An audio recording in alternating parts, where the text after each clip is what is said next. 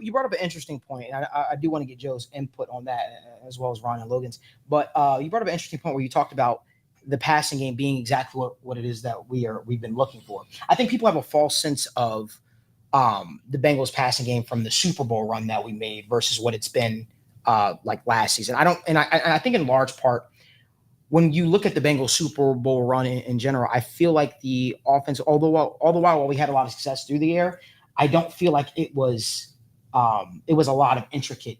It was lightning in a bottle. It wasn't. It was a lot of deep shots to Jamar Chase. Jamar Chase just absolutely putting the burners on, putting defensive backs in hell.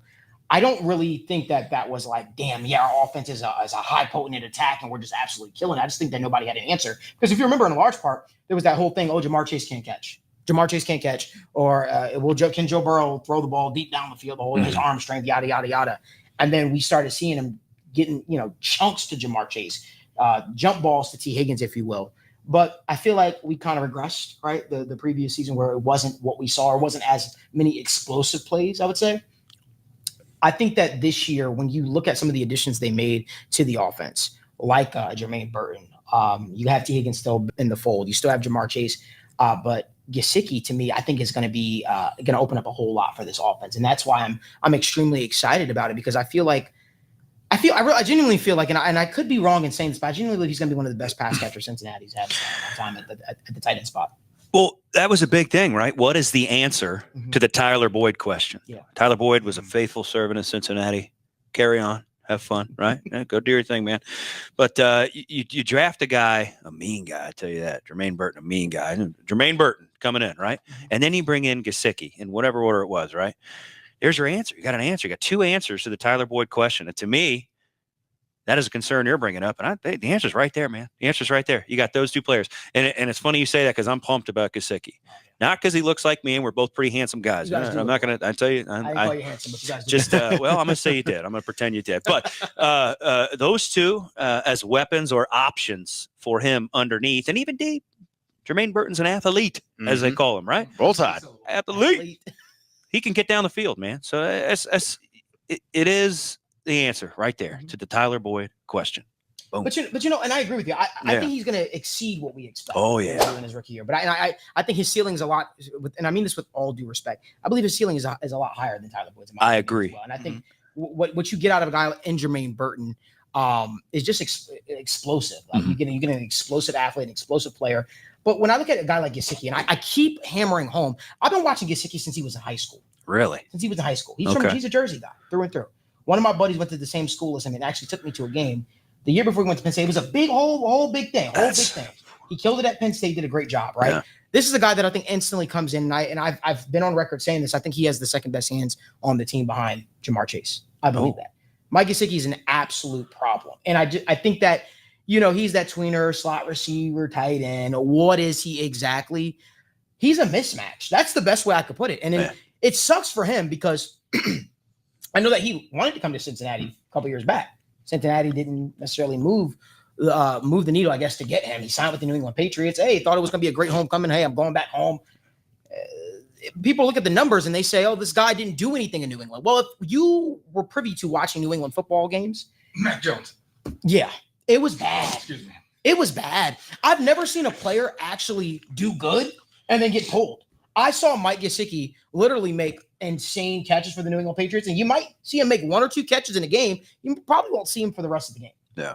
To me, it made no sense, and I get it. You have Hunter Henry there, but to me, every single time the guy got an opportunity, he showed up. And the people are like, well, he hasn't done anything recently. Well, we know that he can do it, right?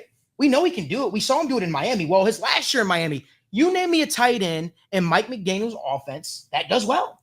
It's not a tight end, friendly system, if you will. But his first couple years in Miami, 700 yards, right? This is what this guy could do. He is a difference maker, and people might look at him. I know he's 27, 28 years old now. Whatever the case may be. This is the guy we're talking about that does not have a lot of tread on the tires. This is the guy that still can reach his second wind, so to speak, in Cincinnati. And I just think that when you talk about it, I don't think Joe Burrow has had the opportunity to throw to a tight end quite like him. Well, and you got to think too. He's coming in to Joe Burrow. You just said it right there. Look, we got Joe Burrow in the squad, right? Yeah.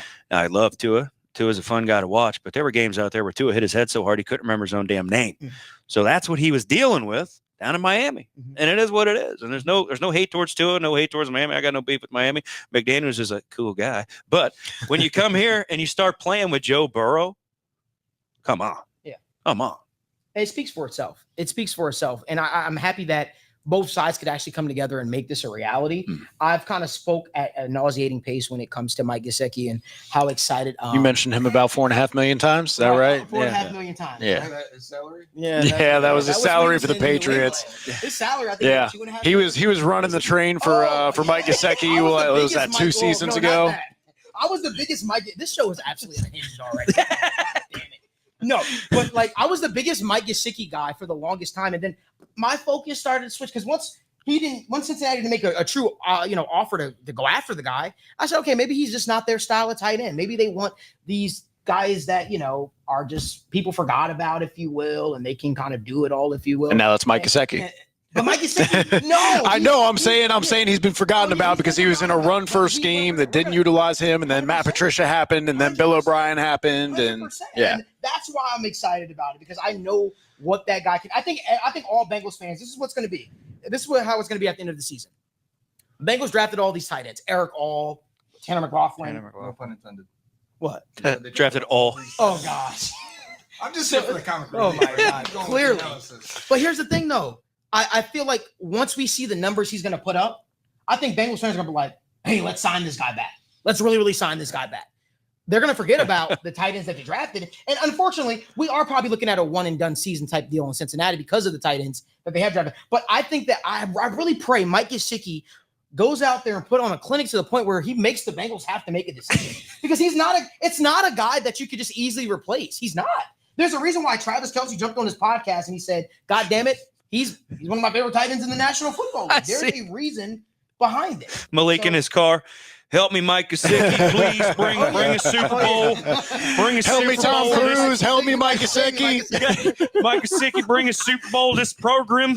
Please, I'll sell bumper stickers with your name on them. You don't know how this show is. Oh, Kevin, I'm sorry.